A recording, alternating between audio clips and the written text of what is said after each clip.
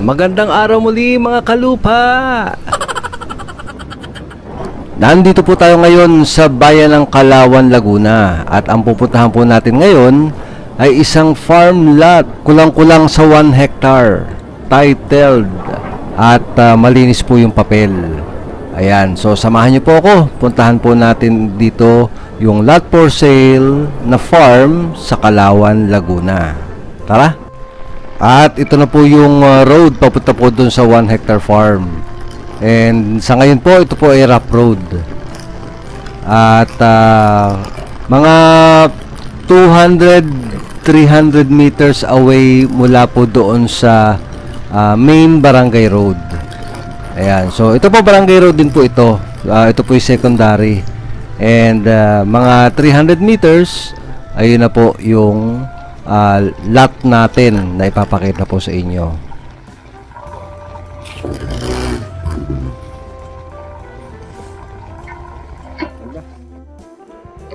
Ito na yung barangay road eh, ano?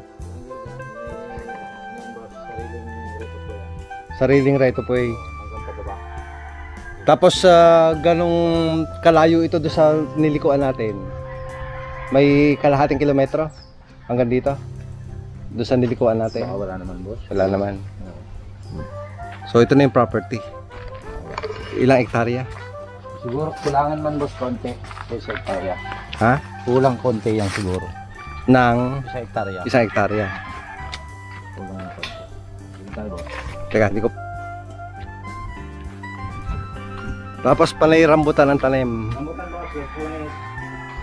Rambutan lansones. Bumuha ng sonis ito. Alam nyo kung mga ilang puno ito? Marami ito, boss. Basta itong nakikita natin, hanggang dun yan, halos isang hektarya na panay ganyan na tanim. So ito ay rambutan at saka lansones. Oo. Tapos ito ay palibutan ng bakod, ano? Oo, sementado yung bakod na may barbed wire. Tapos flat area. Ganda. Grabe, ang gandang campsite nito.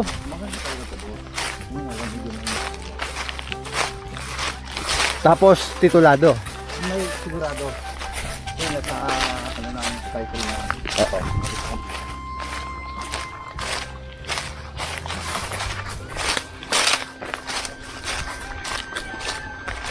Mula dito hanggang bayan ng Kalawan, mga 10 minutes, ano?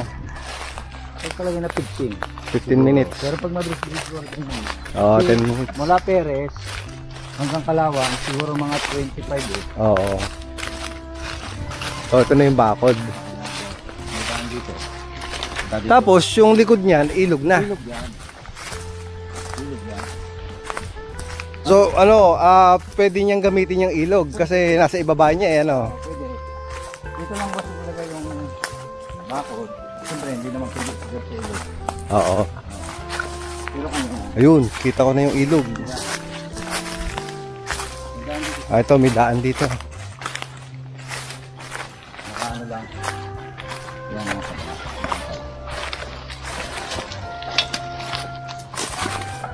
boss, ingat ka. Oo. So, ito na yung ilog, no? Ganda ng ilog. Bakit sabi nung iba, ang labo daw ng ilog? Eh, ito pa yan, diba? Minsan sabihin nila malabo para... Oh, so, ito na yung ilog sa likod ng property. Kaya ito pwedeng i-develop to na resort. At saka campsite. Yun ang uso ngayon eh. Oo. Resort at saka campsite. O, ito oh. Tapos, ang ilog dito malapad. Tapos, may mababaw, may malalim. Yan. May may pinagkukuhanan dito ng buhangin. Meron naman. Hindi, ang ibig ko sabihin eh, siyempre, minsan lalabo yan eh, diba? Panggamit lang sa bahay. Hindi ka pwedeng may magkukwari. Oo. Bawal. Hindi pwede. Hindi. Tapos, dito naman, regulated yung pagtatapon ng basura sa ilog eh, ano? Hindi basta-basta magtatapon. Hindi eh, pwede. Bawal. Bawal. Pag Tapos, nahuli, multa. dito, wala ding mga babuyan, manukan Wala. sa tabi ng ilog. Bawal. Bawal din. Yan ang kauna na sinabi ni Mayor, bawal yan.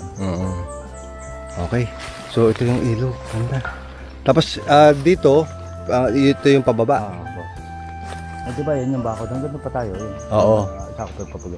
Okay. So yun ang sakop na yun ang sakop na ilog papaganon.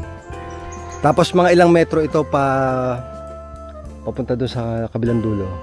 Siguro sir yan kung sa hektarya yan, di ba 10,000? Oo. Square meter. Ay di mga 100 meters papaganon. Kasi ito eskwalado to no. Wala din sir. Kulangan man to sa isang hektarya konti. Oo. Kasi kung isang hektarya 100 by 100. Oo. Kasi 10,000 yan di ba? So ito na yung property Tapos yun yung bakod, yun. Yun yung bakod. Tapos sabi mo yung kabila binebenta rin. Sir, liktang niya ng isang liktang niyan. Yung kabila. Yung kabila. Hanggang ilog din. Okay. Hanggang ilog din. Magandaan ito sir. Makikita din natin. Oo nga Gandang campsite nga. Pwede rin sir natin tingnan. Basta sir, pagka maligtang siya, lang. Oo. Nasa ikala ni Ari nito. Yung ano na nakalam yan, yung kanto man ko yun. Oo. Tapos yun, titulado din. Titulado din. Kung kayo po ay interesadong makita ang lupang ito, ay mangyari lang pong i-chat or tawagan nyo po ako sa Viber or WhatsApp. Yan pong naka-flash sa screen po nyo ngayon. Yan po yung aking number sa Viber or WhatsApp. Kung wala pa kayo nung application na yon, ay madali naman po siyang i-download yung pong Viber or yung WhatsApp. Paki-download na lang po yung application na yon at mag-register po kayo, and then matcha-chat or matatawagan na po ninyo ako. Ang mga detalye po nito ay ilalagay ko po sa description ng videong ito. I-click lang po ninyo yung title at makikita na po ninyo yung description or yung details po ng property ito. Kung nagustuhan po ninyo ang video, please hit the like button para po sa ikauunlad nitong ating channel. At kung kayo po ay naghahanap ng dream farm or dream lot, baka po dito sa lots and properties po ninyo matagpuan ang inyong hinahanap. Kaya please subscribe para lagi po kayong updated sa mga videos na inilalabas ko gaya nito.